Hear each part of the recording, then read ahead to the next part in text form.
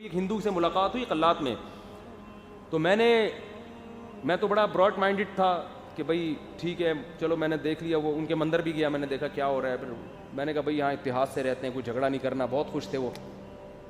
میں نے کہا کہیں اس خوش فہمی میں نہ آ جائیں کہ میں ان کو بھی صحیح سمجھتا ہوں.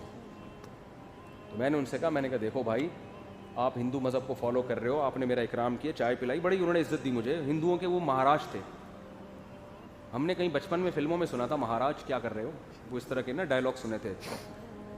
تو مجھے بڑا عجیب سا لگا نا، پرانی یاد آ گئی مہاراج. اچھا یہ وہ جو ہم نے بچپن میں فلموں میں دیکھا تھا وہ یہ ہوتے ہیں، ہوتا ہے نا مہاراج، ڈائلاگ ہوتے تھے نا مہاراج. کچھ آگے پورے جملے مجھے یاد نہیں آ رہے، پر مہاراج کا لفظ یاد رہ گیا. تو انہوں نے کہا کہ میں مہاراج ہوں. اڑے میں نے کہا اڑے یہ تو بڑا پرانا لفظ ہے یار، آج ہم نے دیکھ بھی لیا آپ مہاراج ہیں.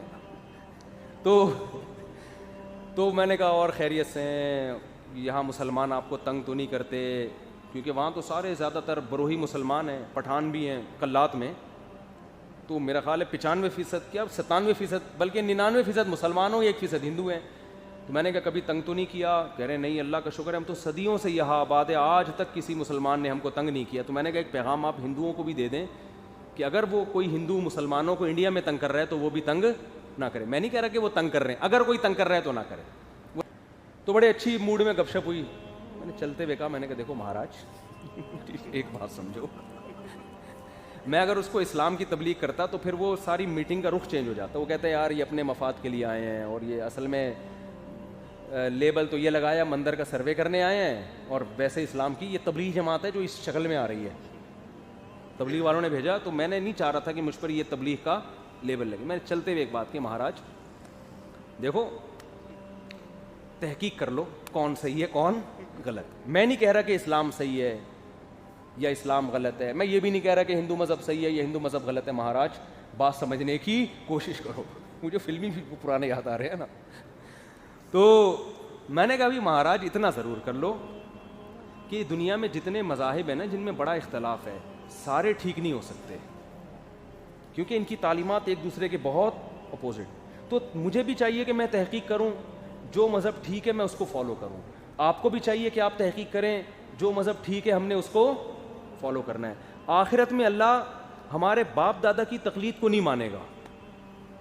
میں نے کہا آخرت میں اللہ یہ نہیں مانے گا میں چونکہ مسلمانوں کے گھر میں پیدا ہوا تو بس میں مسلمان ہوں، آپ ہندو کے گھر میں پیدا ہو گئے. تو اللہ کو ان سے غرض نہیں ہے، کیونکہ اگر اللہ اس بیس پہ بخشش کرے گا تو پھر جو چوروں کے گھر میں پیدا ہوا وہ چور بن سکتا ہے. وہ کہے گا اللہ مجھے چرسیوں کے گھر میں جب تو نے پیدا کیا تو میں چرس سپلائی کرتا تھا، میرا تو کام ہی یہی تھا، تو یہ ادھر چلے گا نہیں چلے گا. تو میں نے کہا اسی طرح مسلمان صحیح ہیں یا غلط ہیں، ہندو صحیح ہیں یا غلط ہیں، میں نے کہا اس پہ ہم بحث نہیں کرتے، لیکن بہرحال مہاراج ہم کو یہ تحقیق کرنی چاہیے. وہ مسکرا دیے، چائے پئیں آپ، پتلی گلی سے نکلیں.